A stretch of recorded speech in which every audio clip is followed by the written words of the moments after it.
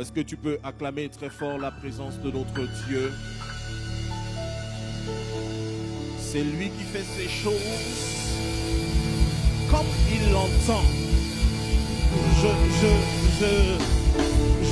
Je crois que l'atmosphère est suffisamment propice pour nous exposer à une dimension particulière.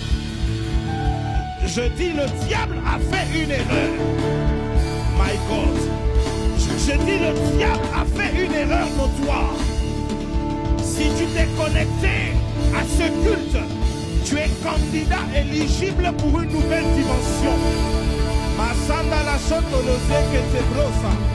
Je dis, partage ce live qui va déstabiliser les œuvres des ténèbres et qui va te propulser dans la grâce. Je sens l'Esprit de Dieu sur moi. Il m'a oint pour annoncer une œuvre nouvelle. Ma brocha. Ce matin, je voudrais qu'ensemble nous puissions élever nos voix et que nous puissions faire monter une atmosphère d'intercession à l'endroit de notre Père, Monseigneur Mike Steve Joktan, qui est une bénédiction pour notre nation. Je voudrais particulièrement ce matin que tu puisses faire monter vers l'Éternel le sujet qui est inscrit sur les tables de ton cœur, afin que son serviteur puisse être exposé à sa gloire. Élève ta voix et commence à prier. Bro shakata masondolo sitele breza breza breza breza. Élève ta voix et commence à prier. Élève ta voix et commence à prier. Que le Seigneur le sépare de tout ce qui le distance de l'accomplissement de son œuvre. Éternel mon Dieu, propulse ton oint dans les hauteurs, afin que des hauteurs, nous puissions être modifiés et impactés par ce que tu as décidé de faire avec lui. Éternel, élève-le comme tu ne l'as jamais fait, afin que le monde sache que c'est toi le véritable Dieu. Alléluia. Je voudrais que tu dises à celui qui est à côté de toi 5 semaines de grâce. Je dis, dérange celui qui est à côté de toi et dis-lui 5 semaines de grâce. Pendant 5 semaines, nous allons être exposés au ainsi dit l'Éternel, afin d'être introduits dans le ainsi fait l'Éternel. Je dis à celui qui est à côté de toi, 5 semaines de grâce. 5 semaines où les écailles de nos yeux vont tomber. 5 semaines où nous allons expérimenter la manifestation de la bonté de l'Éternel. 5 semaines où l'Éternel va réaligner et réajuster des destinées. Je dis 5 semaines où le Seigneur va quitter son trône et descendre sur la terre afin de te positionner à la dimension qui est digne de ce que tu es. Je dis pendant ces 5 semaines, le temps doit s'arrêter. Pendant ces 5 semaines, tu dois te connecter à la pensée divine qui a été relâchée. Pendant ces 5 semaines, nous allons être bénis par des hommes et des femmes de Dieu distingués. Donc, si tu t'aimes, vraiment, je te le dis comme ça, si tu t'aimes, ne manque pas l'occasion d'être exposé à ces 5 semaines de grâce. Est-ce que de là où tu es, tu peux acclamer très fort l'Éternel?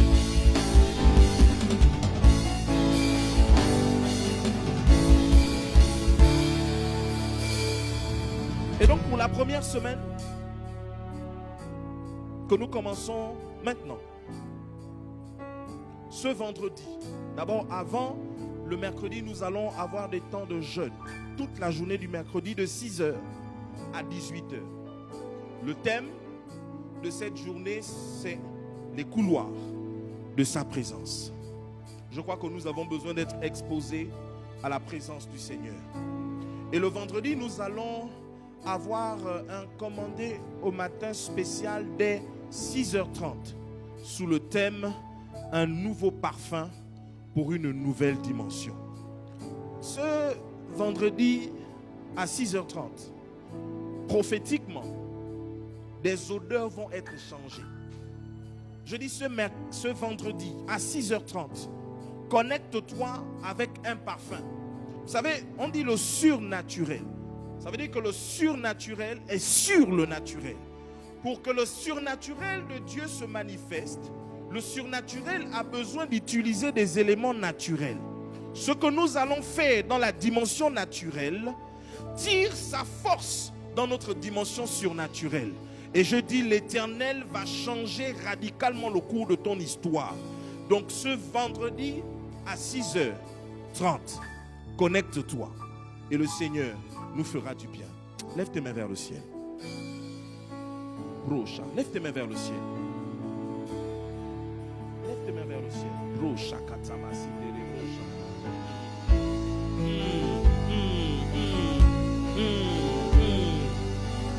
Si tu parles en langue, je voudrais que pendant quelques instants, tu puisses te plonger dans une atmosphère glorieuse. Brocha, katamasi, ndolo, shanara, masekete. Commence à parler en langue. Commence à parler en langue. My God, il y a des anges qui décollent d'ici. Il y a des anges qui décollent de cet hôtel et qui affectent des maisons maintenant. Je dis, commence à parler en langue. Commence à parler en langue.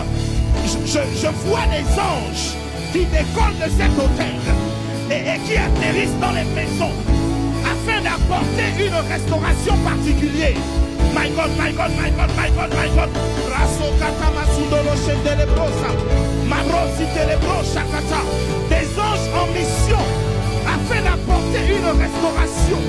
Des anges mandatés par Dieu afin d'apporter une restauration. My God, je t'entends, Saint-Esprit.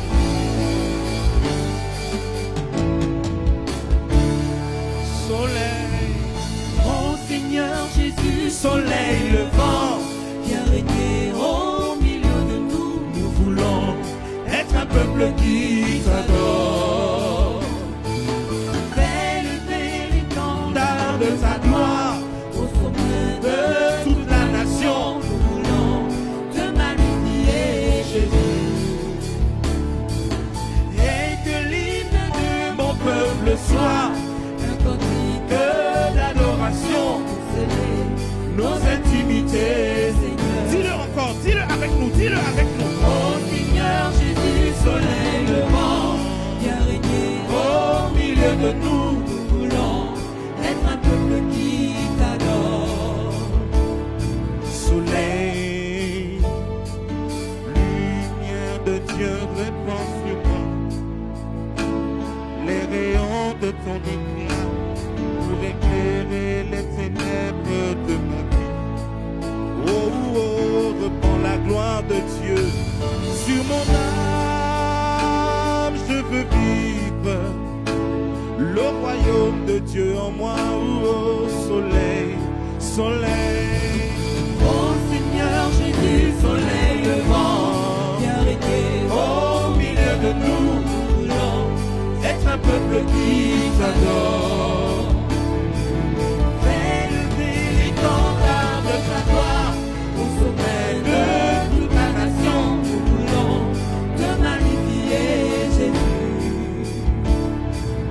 Et que l'hymne de mon peuple soit un cantique d'adoration pour célébrer nos intimités, Seigneur. Soleil levant, viens faire germer ce grain d'amour du profond de tout mon être.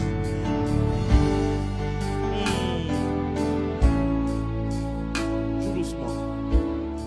Il y a en ce moment, et je suis arrêté par l'Esprit de Dieu à cause de ce prénom, j'entends dans mon esprit Ursula. Je dis Ursula. Je ne te connais pas, mais je te vois à l'instant même allongé dans une chambre. Et depuis quelque temps, tu es exposé à des troubles de folie. C'est un secret que tu gardes. Parce que depuis quelque temps, tu as l'impression que tes pensées se mélangent et tu as du mal à structurer ta pensée. Alors que nous sommes en train d'adorer le soleil levant, Jésus, tu rentres dans une nouvelle dimension. My God. Je dis, les anges que j'ai vus décoller de cet hôtel arrivent dans ta maison à l'instant même. Et la présence de Dieu envahit ta chambre. Et je dis, toute attaque contre ta tête, contre ta logique, ces attaques sont stoppées maintenant au nom puissant de Jésus. Je n'ai pas besoin de te toucher, mais la main de Dieu est suffisamment puissante pour te toucher. Et je dis, à l'instant même, tu es saisi par sa présence et ton corps, ton esprit est restauré au nom de Jésus. Alors qu'il était prévu que cette semaine, tu sois déclaré folle, ce que je viens de déclarer, c'est que cette semaine, tu es déclaré béni et repositionné. My God. Je dis, tu es déclaré béni et repositionné. Oh my God. Soleil, oh Seigneur Jésus, soleil levant, viens régner au milieu de nous. L'esprit du Dieu des prophètes. D'être un peuple qui t'adore. Sandala, sandala, sandala, sandala. Élever l'étendard de ta gloire au sommet de toute la nation. Nous voulons te magnifier, Jésus. Et que l'hymne de mon peuple soit un cantique d'adoration pour sceller nos intimités, Seigneur. Jean, le chapitre 11, le verset 39.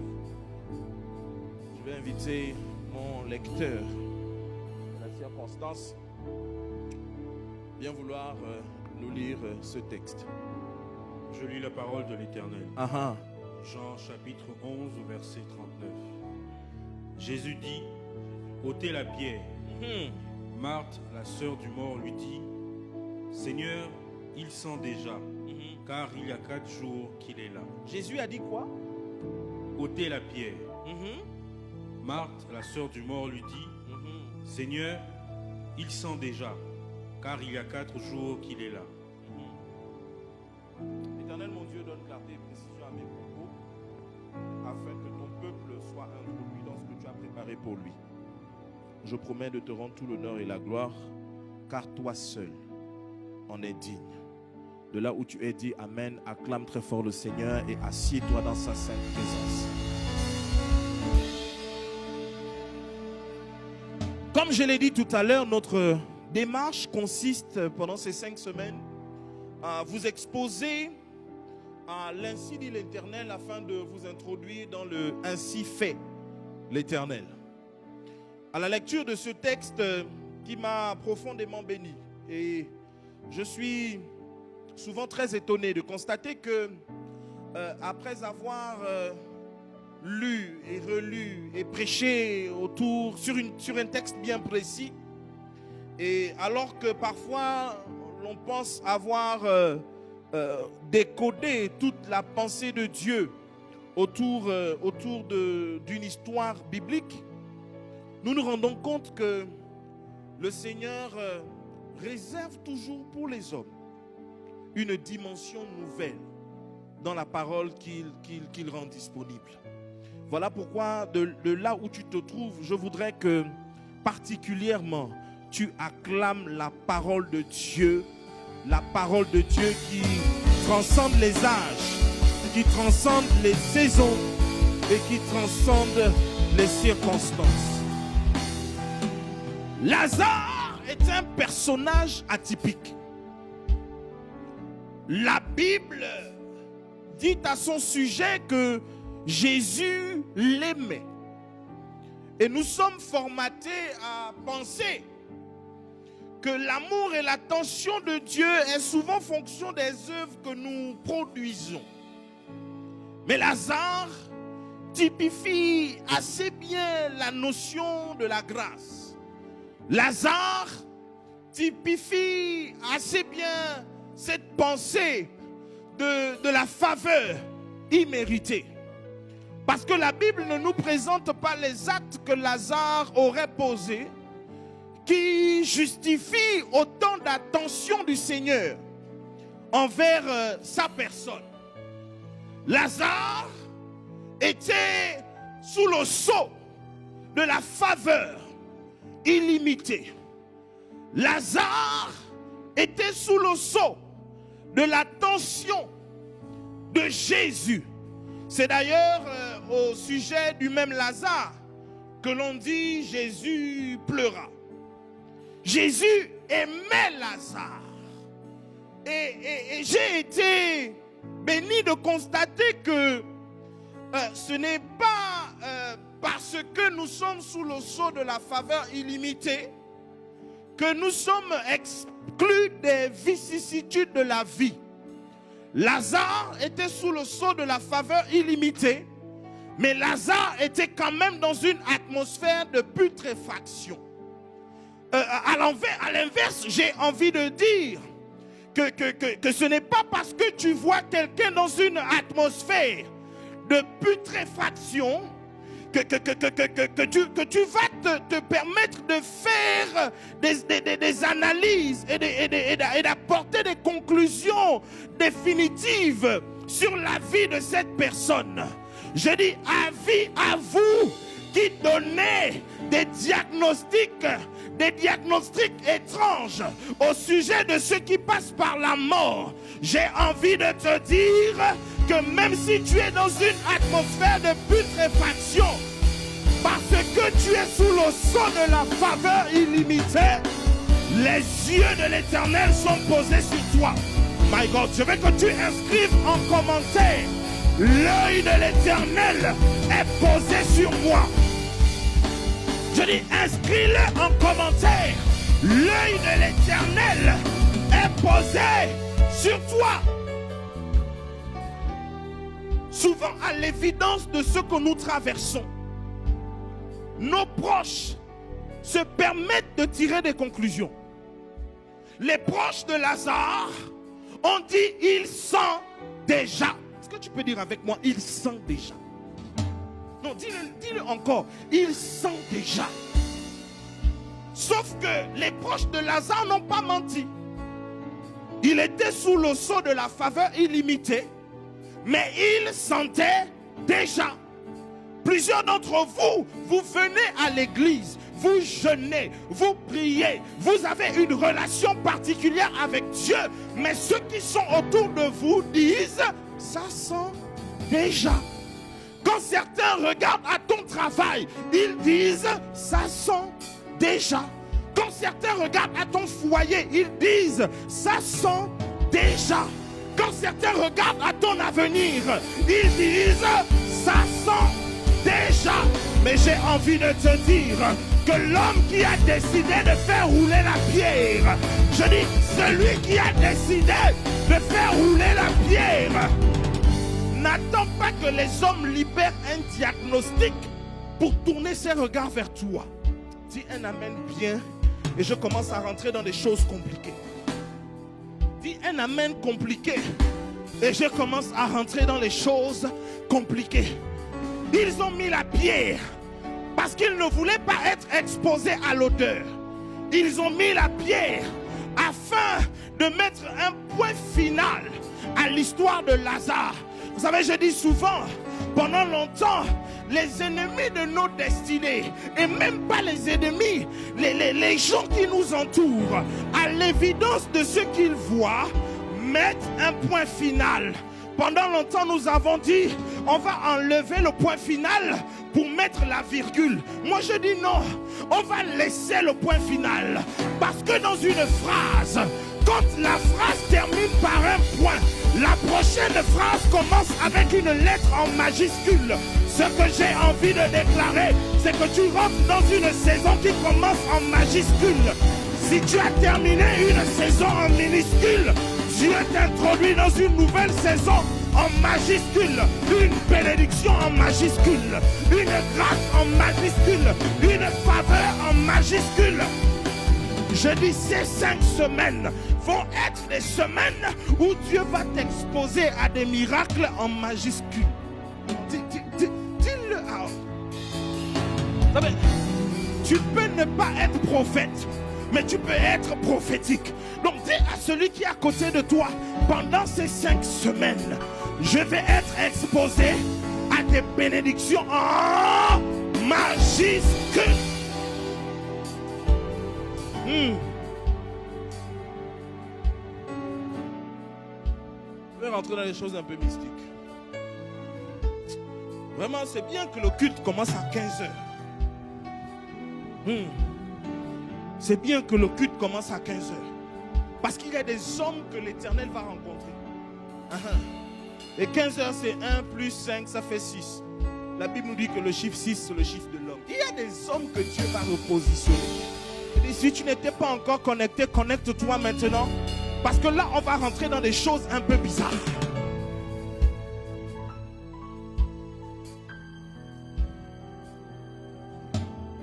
Non. Jésus est venu à quel moment? La Bible dit qu'il est venu au 4e jour. Vous savez, moi ça m'a dérangé. Ça m'a dérangé. Parce que, à la lumière de ce texte, nous constatons que Lazare est le personnage biblique qui a la plus grande ancienneté dans le séjour des morts. Et Jésus n'est pas arrivé le 2e jour. Il n'est pas arrivé le 3e jour. Mais il a attendu le 4e jour pour se déplacer afin d'aller ébranler la mort. Ce que j'ai envie de te dire, c'est que dans ces 5 semaines, au cours de ces 5 semaines, tu seras exposé à la dimension du 4e jour. Maintenant, dis prophète, amène-nous dans les couloirs. Dis prophète, amène-nous dans les couloirs de la révélation.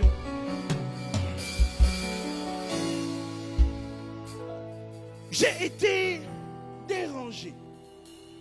Parce que, mais pourquoi il a attendu le 4e jour? Et nous savons tous que Jésus est issu de la tribu, en fait, de l'une des tribus, des 12 tribus d'Israël. Et Jacob, qui est le père de ces 12 enfants, qui par la suite sont devenus les 12 tribus d'Israël, était hautement prophétique, était hautement spirituel. Jacob avait 12 fils. Et au moment où il relâchait des paroles qui allaient impacter l'avenir de ses fils, il a fait venir le premier. Dis avec moi, le premier. Le premier s'appelait comment? Ruben. Il a prophétisé. Ensuite, il a fait venir le deuxième. Dis avec moi le deuxième. Le deuxième s'appelait Siméon. Il a prophétisé. Ensuite, il a fait venir le troisième. Dis avec moi le troisième. Le troisième s'appelait Lévi. Il a prophétisé. My God, roulement de tambour, pardon. Roulement de tambour. Ensuite, il a fait venir le quatrième. Et la Bible dit que le quatrième s'appelait Judas. Et Jésus était issu de la tribu de Judas. Et ce que Jacob a dit à ce moment, le spectre de la justice et le commandement restera dans la maison de Judas. Ce que j'ai envie de te dire, c'est que la mort ne pouvait pas retenir Lazare. Parce que l'homme issu de la quatrième tribu a rencontré le quatrième jour. Donc, premièrement, et je vais te le dire doucement, tu dois comprendre que le quatrième jour n'est pas seulement l'image d'un moment, Mais 4 est aussi l'image du discours de l'alliance. Dis à celui qui est à côté de toi le discours de l'alliance. Je dis, dis-le bien. Dis-le lui, le discours de l'alliance. Dis-le encore, le discours de l'alliance. Ce que j'ai envie de te dire, c'est que comme Lazare, il y avait un discours de mort qui était annoncé. Mais comme un descendant de la 4e tribu est arrivé au 4e jour, le discours de la 4e tribu a parlé et la mort a relâché Lazare. Je ne sais pas ce qui te retient actuellement, mais je viens t'annoncer que pendant ces 5 semaines, tu rentres dans la dimension du 4e jour. Et comme Lazare, il y a un discours, le discours de l'alliance qui est relâché dans l'atmosphère. Si cette parole t'appartient, dis Amen bien.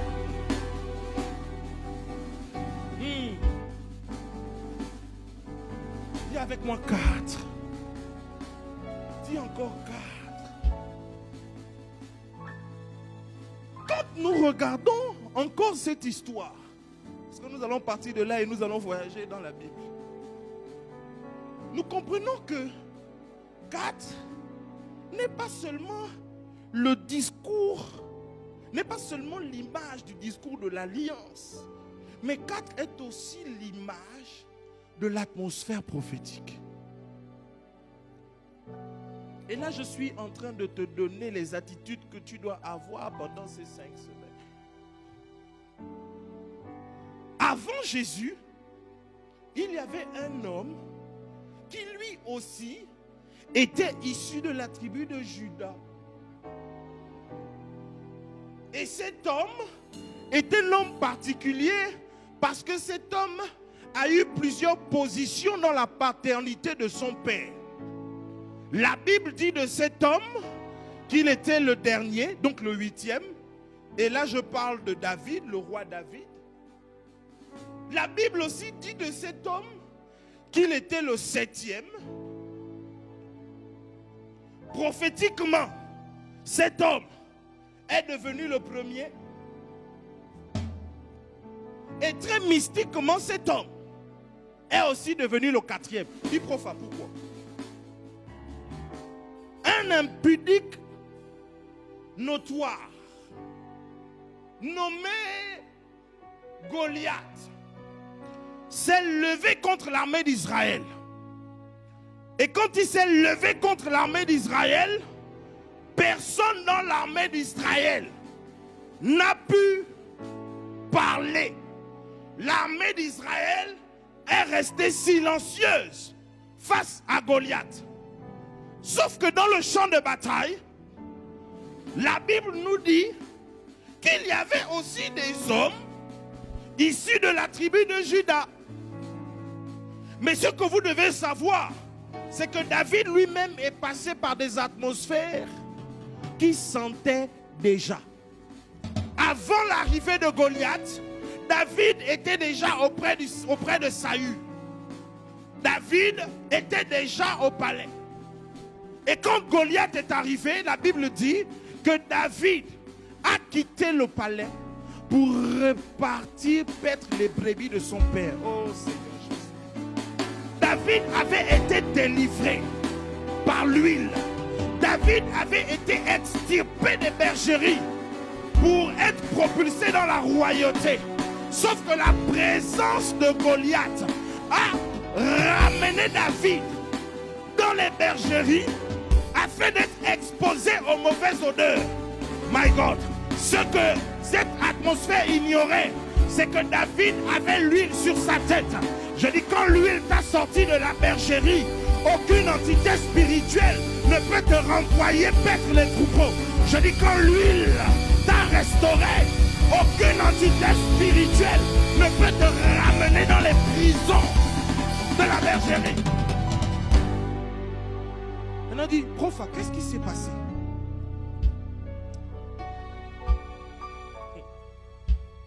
Isaïe, son père. Ce que je vous ai dit tout à l'heure, qu'il y avait déjà 3 qui avaient le sang issu de la tribu de Juda et qui était éligible pour la royauté. Et quand je parle de 3, vous les connaissez. Il s'agit d'Eliab, il s'agit d'Abinadab, il s'agit de Shama, qui étaient des hommes rompus à la guerre, qui étaient des experts en combat. Sauf que sur le champ de bataille, ils étaient silencieux. David était très prophétique. Parce que David, nous avons prêché pendant longtemps, et c'est la vérité. Il a trouvé des choses sur le champ de bataille. Et il a utilisé ces choses pour renverser Goliath.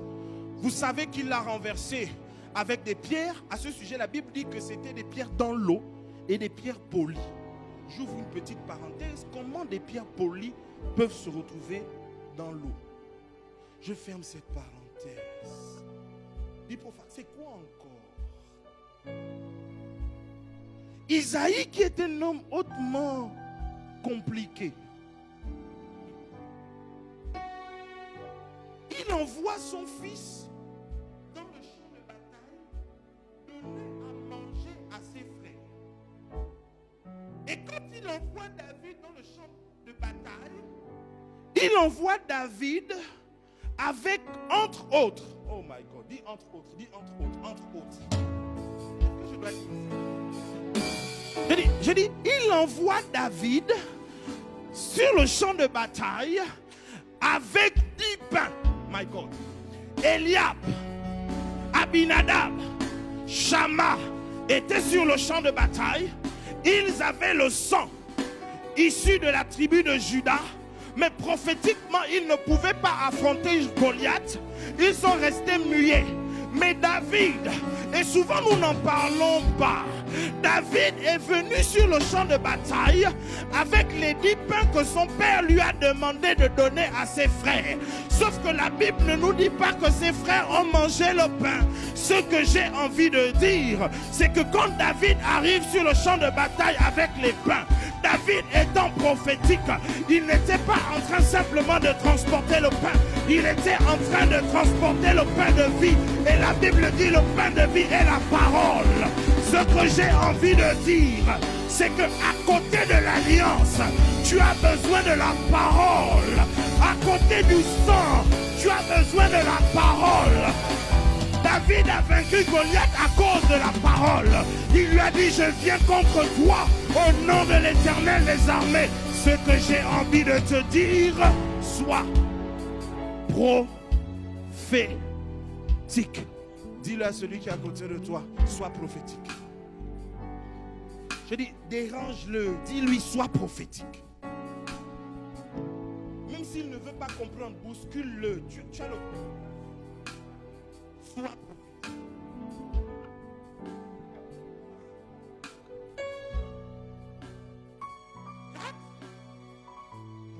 Quatre.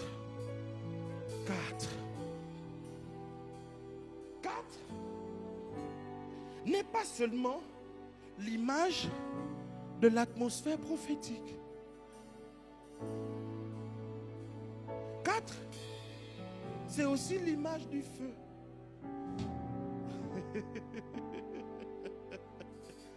Parce que sur le champ de bataille, David avait déjà ses 3 frères. Il avait Eliab, il avait Abinadab, il avait Shama. Sauf que quand tu voyages dans la Bible, moi je peux dire cet après-midi que Eliab, c'est Meshach, qu'Abinadab, c'est Shadrach, et que Shama, c'est Abednego.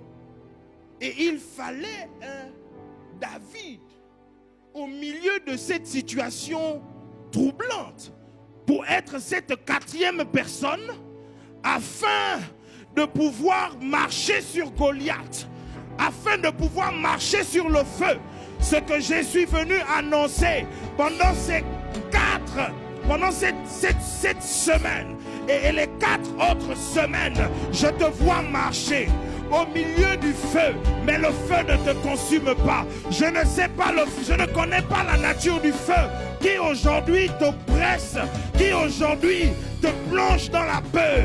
Mais ce que je viens te dire, c'est que ces 5 semaines de grâce, le Seigneur te voit marcher dans le feu. Le Seigneur te voit marcher dans le feu. Et tu as la victoire, même au milieu du feu. La faveur imméritée ne t'exclut pas le passage dans le feu. Il faut qu'on se dise la vérité. Certains chrétiens, nous pensons que non, je suis dans la dispensation de la grâce. Normal, plus rien ne pourra m'arriver. C'est parce que tu es dans la dimension de la grâce que le Seigneur te donne la victoire. Mais s'il te donne la victoire, c'est qu'il y a combat. Dis amen à ça. Et au milieu de ces combats, il te donne le dessus. Ce qui, moi, m'a un peu m'a plongé dans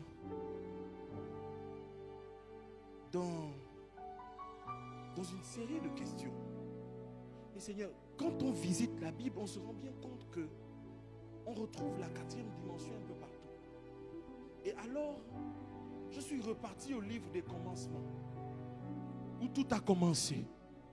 Et quand vous partez dans le livre des commencements, vous vous rendez compte que le 4e jour, le Seigneur sépare la lumière d'avec les ténèbres.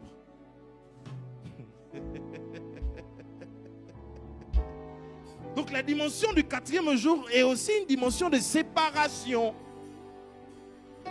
Mais si le Seigneur sépare, c'est qu'à l'origine il y avait confusion.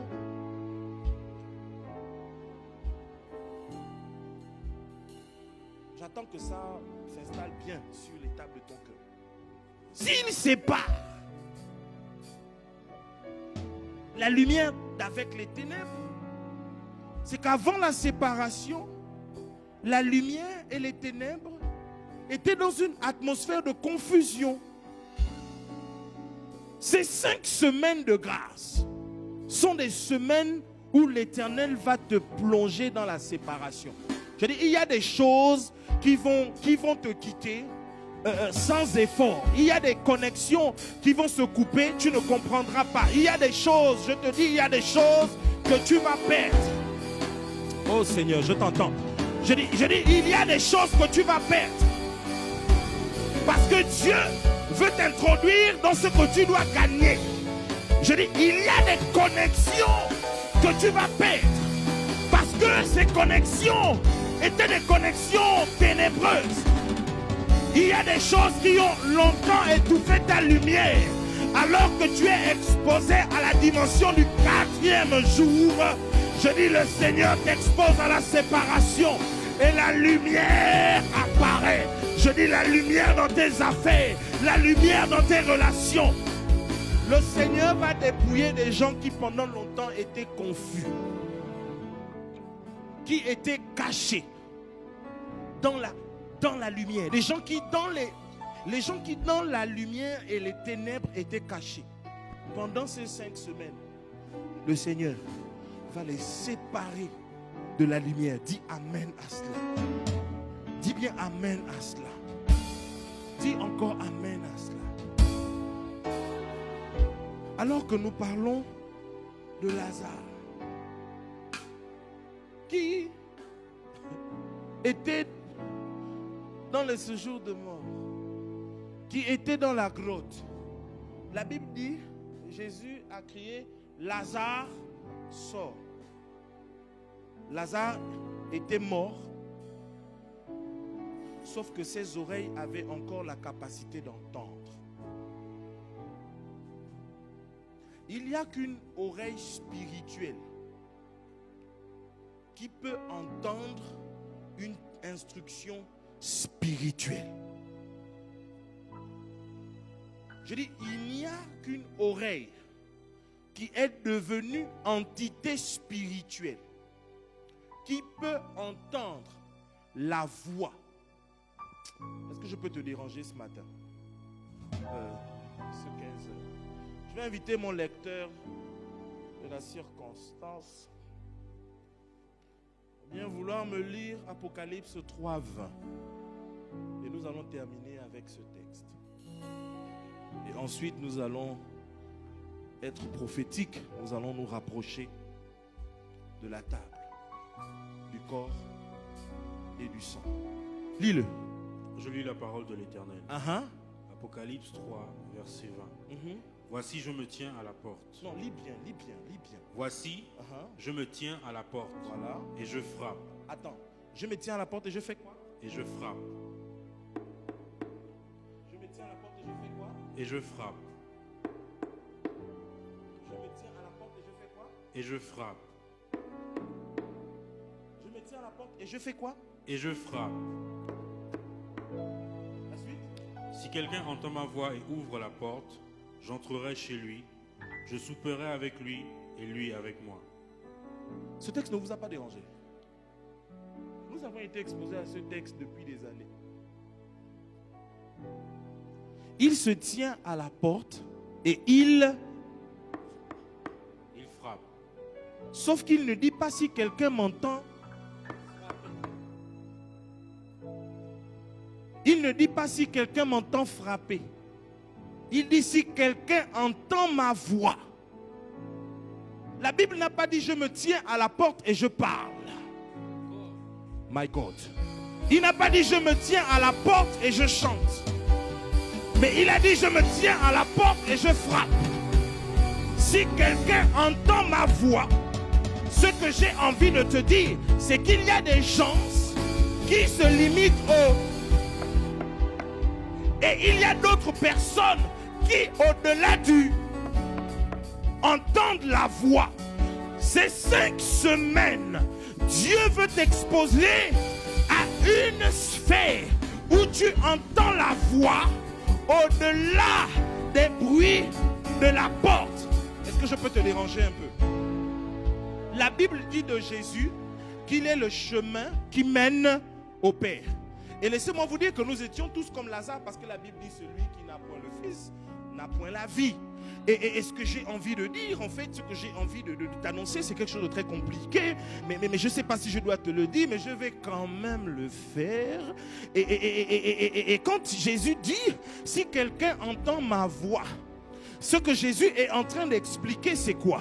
Puisqu'il est le chemin qui mène au Père, ça veut dire que si tu entends la voix au-delà de la porte qui est frappée, c'est que par tes oreilles, tu as accès à une nouvelle destination.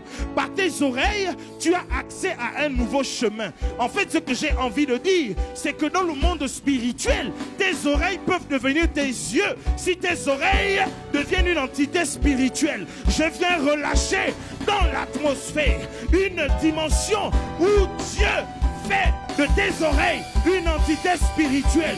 Pendant ces 5 semaines, entends différemment. Pendant ces 5 semaines, écoute différemment. Pendant ces 5 semaines, entends la voix.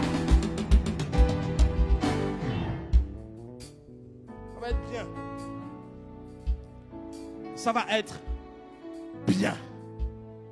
Je dis bien, ça va être bien. Dis-le autour de toi, ça va être bien. Je ne connais pas les diagnostics des hommes, mais ce que je sais, c'est que ça va être bien. Je ne connais même pas ce que tu vis actuellement, mais ce que je sais, c'est que ça va être bien. Je ne connais même pas le discours de tes ennemis, mais ce que je sais, c'est que ça va être... Voilà pourquoi j'ai envie de parler. J'ai envie de parler. Je dis bien, j'ai envie de parler. Mais je n'ai pas envie de te parler. J'ai envie de parler à ceux qui n'ont pas cru en toi. J'ai envie de parler à ceux qui t'ont méprisé. J'ai envie de parler à ceux qui t'ont marginalisé. J'ai envie de parler à ceux qui t'ont discriminé. Ce que je viens dire, c'est que ces 5 semaines, ils ne te reconnaîtront pas. Ces 5 semaines, l'Éternel va te positionner au-dessus de la mêlée. Ah, si cette parole est ta parole, dis Amen bien.